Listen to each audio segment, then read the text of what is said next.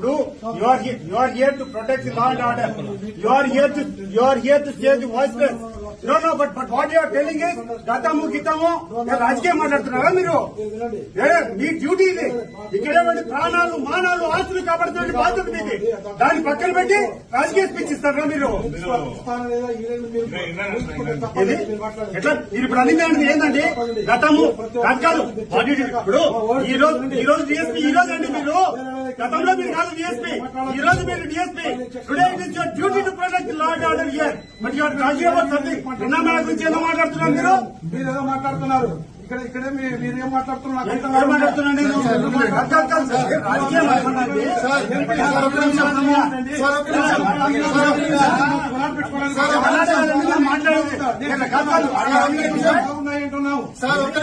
భద్రతలో ఎప్పుడు